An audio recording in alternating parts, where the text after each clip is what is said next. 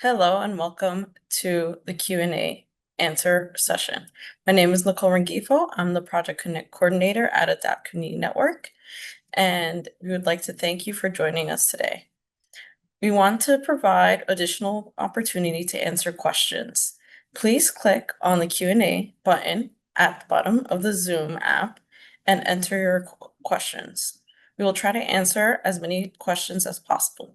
It's my pleasure to introduce our ADAPT staff that will be answering our questions this afternoon. Joining us is Peter Altazone, Senior Vice President of Education, Nicole Pagano, Director of Family Support Services, and Wendy DeLeon, Director of Housing Services.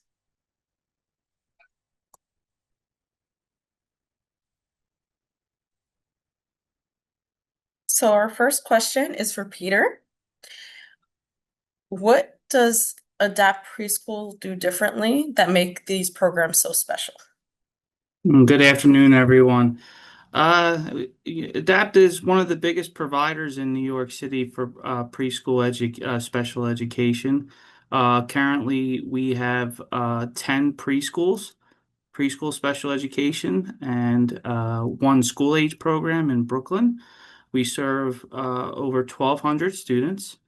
I can say that we really try to individualize instruction for our children, and that's probably one of our number one priorities.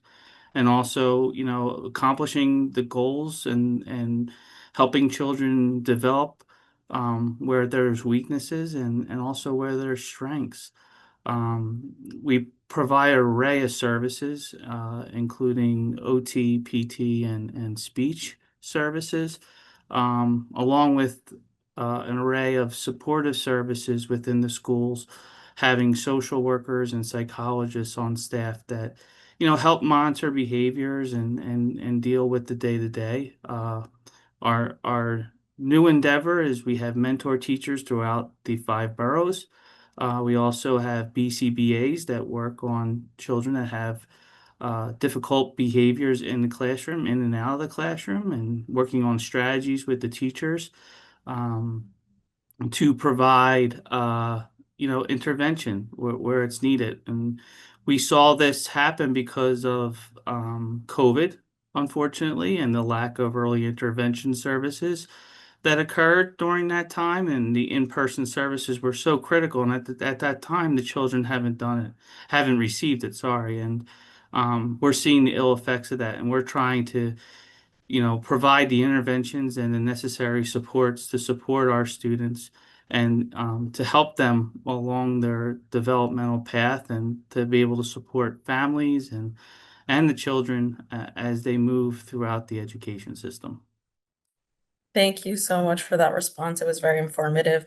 My next question is for Nicole Pagano. What type of services can you get under Family Support Services? All right. Hi, everyone. So again, my name is Nicole Pagano. Thank you so much for coming out today to enjoy the summit. It's been wonderful so far. The Director of Family Support Services here at ADAPT, and I work very closely with Miss Nicole Ngifo in Project Connect. So some of those services that we have in our department there's an array of supports and services. Some of them have been mentioned in the kind of commercial segments between the speakers today. But in terms of just in a nutshell, what kind of services that we offer. Now you said, I'm sorry, Nicole, you said for OPWDD Family Support Services or ADAPT? Family Support Services or OPWDD, either one. Okay. So through OPWDD, they have a definition for family support services. It's a program designed to help families to care for relatives with a developmental disability. So those are a relative in the home or head of household that might live with family or non-paid caregivers or even have children. So it provides resources, training, financial, support, and for the most part, attempt to enhance family stability and unity. So to be eligible for family support services, a person must have established eligibility through OPWDD services and reside at home, as I mentioned previously, with one full-time non-paid family or caregiver or be head of household. And and have children or other loved ones within the home. So some of these services can include respite care, so a break for family that could be in home or overnight respite, family reimbursement, recreation programs and camps, lots of different kinds of trainings like social skill training, behavior management training, crisis behavior intervention, transportation advocacy. So there's quite a lot that kind of fits under that umbrella.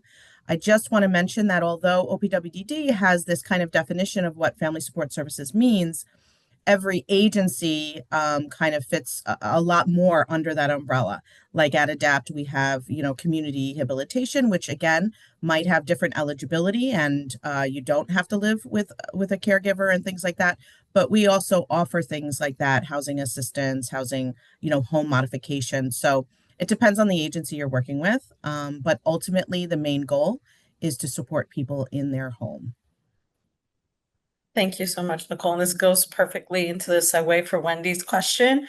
Wendy Leon, your question is, how do you access housing assistance and other programs through the housing department here at ADAPT? Thank you, Nicole, and hello to everyone who's joined us today. So through ADAPT Community Network, there's actually several programs that address some type of housing need or aspect of housing. The Housing Assistance Services Program is a housing advocacy information and referral service, which falls under Family Support Service umbrella. And for Family Support Services, as defined by OPWDD, so housing advocacy, family reimbursement, home modifications, you only require OPWDD eligibility to access those services. But for programs like the OPWDD Housing Subsidy Program, which helps with offsetting the cost of rent for those who are OPWDD eligible and living independently. So let me just actually add a little bit to the housing advocacy and home modification program. So as being part of family support services, you have to be living with family, right, in order to access those. With OPWDD's housing subsidy program, it's really meant for people who are looking to live independently or perhaps with a roommate situation, but really meant for people who can take on what it means to be a head of household, right? To know how to address emergencies, paying your rent, and so on. And it's very much like any other rental subsidy, such as Section 8 or city FEPS, in that it helps offset about 30% or offset some of the cost of rent, with you paying about 30% of your income towards the rent. And then there's also residential services, which are very different, right? That's more a certified setting where you are living sometimes independently, but also can be living with a roommate situation or in a house where there's multiple people with IDD. I'm sorry, intellectual and developmental disabilities. We are so fond of acronyms here. And living in a more community setting, but within a particular house or apartment. So there's different types of housing services. Some of them fall under family support services. Some of them are really meant more for people living independently. But you do require OPWDD eligibility for most. For residential services, it is considered part of waiver services, so you do require that as well. And in order to access these, you would just have to call us at Project Connect at our 877-827-2666 number, or email us at projectconnect@ADAPT Community Network, and we can give you more individualized answers depending on the services you would like. Thank you, Wendy, for that great rundown of all the services in that department. The next question is for Peter. Families want to know, what can they do at home to support their child in their educational setting at school? The first priority is having a great connection with your child's teacher. And you know, there are a lot of different ways of communicating via email. At ADAPT, we have something called Class Dojo, where it's an active communication system between teacher and parent.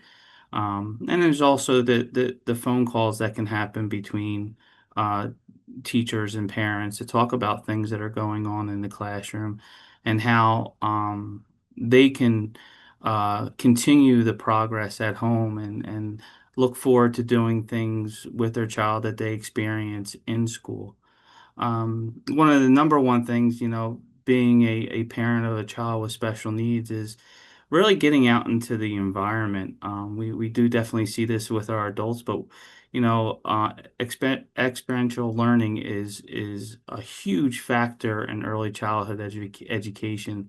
Having kids have the ability to go to a zoo, a museum, a park, and then identify different objects or animals that are in our community and really learning about the community that you live in. It's just one of those great things that having that great home and school connection can help grow the relationship and really help the child developmentally. It's just, you know, it's unbelievable to see, you know, different programs that we do, from yoga to a bubble bus to um, having a jumping van come in where the children are jumping from mat to mat, and having those experiences go a long way. And I think they're lifelong memories for the kids. And it really gets instilled into their minds and into their brains and really helps with their overall development. Thank you so much for the response. The next question is for Nicole Pagano. Uh, how could I switch my care manager, or what options do I have if I'm not satisfied with my CCO? Okay, thank you so much for that question. That does come up from time to time for a variety of reasons. It might be that folks are moving. You might be moving to another borough. You might be moving out of state, and you know you want that transition planning to be as seamless as possible in terms of a transition of your benefits, and then also your care coordination organization or CCO. Or families, you know, at times are not satisfied with the level of support that they might be receiving. And that might be another reason. So, depending on the reason, we usually recommend that you talk to your care manager, depending on that relationship. You can always talk to the care manager supervisor as well to make a request if you're not moving out of state and it's something that you know, you might need more support or it's not a good match in terms of the care manager that you currently have. Um, we do recommend, you know, having a meeting and talking about maybe an alternative care manager. That might be the quickest way to kind of meet the needs of the family and the child, to possibly talk about the needs of the child and find a care manager that might have a stronger background, more experience, or maybe just a better match. It happens, right? You know, in terms of just trying to find a match that best suits a family. And that could mean a lot of things. It could mean, you know, language experience, disposition, a lot of different things. So, we often will kind of talk about those options when families do ask about how to switch. If ultimately switching for whatever reason is really kind of the bottom line, we recommend that you go and talk to your care coordination support liaison with the DDRO. So those numbers are offered on the OPWDD website based on borough. So you could reach out and you can talk about the needs of you or your loved one and the request for transition to another CCO. Now, right now, in terms of the three big CCOs is ACA, Advanced Care Alliance, CDNY, or Care Design New York, and Tri-County, in terms of some of the options that are out there and kind of to explore. So once you get that information, the liaison can assist you with next steps.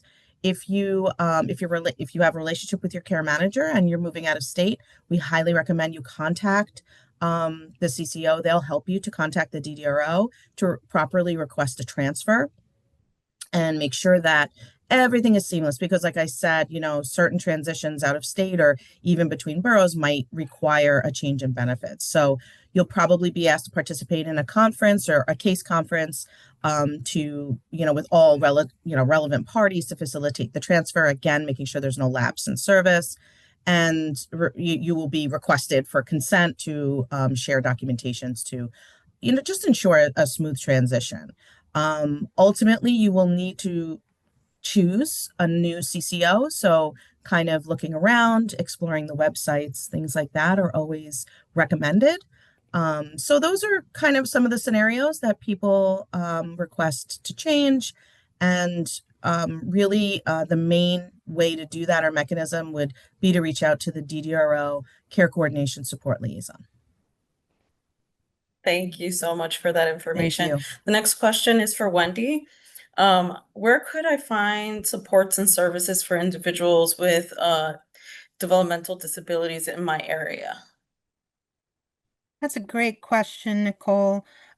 Because services change from area to area, as Nicole Pagano mentioned, you can find those services many different ways.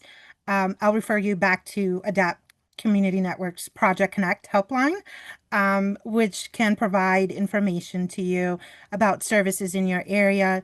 But you can also connect with the Developmental Disability Regional Office for your area, which is the regional office for OPWDD for your borough. You can reach out to the Developmental Disability Council for your area. There's community-based organizations. There's services based on the borough that you live in, on the neighborhood that you live in. So there's really many different ways to connect with that information. But I would say one of the best ways is to please give Project Connect a call. And we'll start you off on the road to connecting with those local services for you. Thank you, Wendy. That's very important information for individuals to know. The next question is for Peter. What is an IEP, and can you briefly describe what it entails? Sure. An IEP is an individual education program. It's a legal document that's created for students in schools who need special education services under the Individuals with Disabilities Education Act, IDEA. Its purpose is to outline specific supports, accommodations, goals, and services a child would need to make progress within a school program. This IEP is updated on a yearly basis because children accomplish goals because of the great teachers that they have. So, and those teachers develop those goals. They look at specific objectives that the students expected to achieve. We look at the services, including related services like counseling or physical therapy, speech therapy, occupational therapy, and how many times a week a child would receive those services. Also, we would look at, accommodations within the learning environment and the teaching methods to support children's needs. They may need a behavioral management plan, and that would be added on there. We also look at the transportation of a child within the IEP. Is a child going to take a bus? Does a child is a particular child or student in a wheelchair and they need a lift bus to go from place to place? Does a child have a specific medical need and need limited time on the bus? All of these types of things would be included in the IEP. But the most important thing is the progress monitoring. This is the way that we track the students' progress towards their goals. The IEP is developed collaboratively by the team, including the parents, the teachers, the related service providers. In New York City, it would be either with the Committee on Preschool Special Education or the Committee on School Age, the CSE, to develop those plans and have everyone in agreement for the accommodations and the necessary goals and objectives for the year for the child. So this really is a remarkable plan that sets the tone for the year for that particular student. And it gives the perspective of the teacher of, let's look at these these goals and objectives on a weekly basis, and how can we accomplish the goals for that particular child throughout the school year. Thank you so much for the response. I know that a lot of people are grateful for the brief rundown of what an IEP is. Nicole Pagano, the next question is for you. What is family reimbursement? Family reimbursement is one of our favorite programs to talk about here at ADAPT because these funds are accessible to families who can possibly not get that reimbursement anywhere else in terms of through their insurance or possibly through another program. So these services provide financial assistance to families who have a family member living at home with a developmental disability and who's eligible through OPWDD to cover its array of costs for goods and services that they couldn't otherwise possibly get reimbursement for because, as I mentioned, it's not covered through other programs, insurance, things of that nature. Just something to remember. There is a list on OPWDD website for items, goods and services. When we say goods and services, meaning, things that you're purchasing, classes, activities, things like that, that have an allowable and non-allowable list. We highly recommend if you go on the website. We can also share that with you. The coordinator of the program is happy to kind of walk families through the process of how to get as much reimbursement back as possible.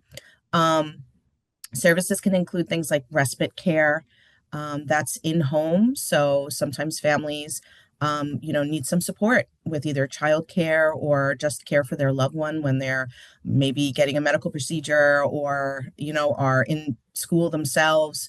Adaptive equipment, therapeutic toys, clothing, camps. One of the most popular things right now is recreation activities or therapeutic activities. Everything from horseback riding to karate, wherein folks can get out into the community and form connections, work on socialization, hopefully making new friends. Right now, the maximum for reimbursement is $3,000. That might vary if you have self-direction, because then if you have a cap listed in your budget, then we would abide by that cap. And another important reminder for family reimbursement is just the fiscal year. So you want to make sure those receipts are between July 1st and June 30th. So for this year, the receipt would have to be between July 1st, 2025 and June 30th, 2026. So as I mentioned, there are some different steps to make sure that you're getting the maximum amount reimbursed, and we highly recommend calling Project Connect or Miss Nicole Rengifo right here. She will put you through to the coordinator for the department who has been doing this for 15 years and will walk you through the process so that you can hopefully get as much as possible, hopefully up to that $3,000 reimbursed. Thank you so much. Thank you. Unfortunately, we have we have time for one more question for Wendy, and then we'll be moving on to our next session. Wendy, how can individuals apply to OPWDD, the Office of People with Developmental Disabilities? There's a few ways you can do that, particularly if you want to just apply directly. You can complete the eligibility process, which includes submitting documentation of a developmental disability and undergoing an assessment. Once you're found eligible, you can participate in the front door process or just go through the front door process and then submit documentations. Through the front door process, the OPWDD staff explains available services and helps develop or talks to you about next steps.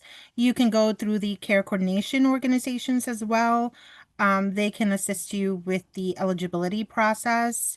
There's also services through each borough, organizations that focus on assisting families get eligibility.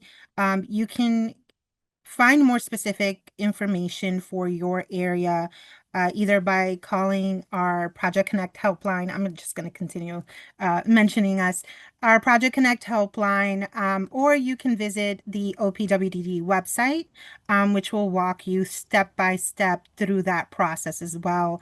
The link to the website was put in the chat for OPWDD, and our contact information for our project helpline you can also find in the chat.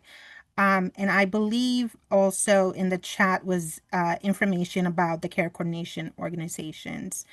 So that's just three of a few different ways available to get that process started. Thank you so much. I believe we have time for actually one more question for Peter. How do you transition from preschool special education to school age services? So, when a child turns 5 years old, it's time for them to transition onto the school age population.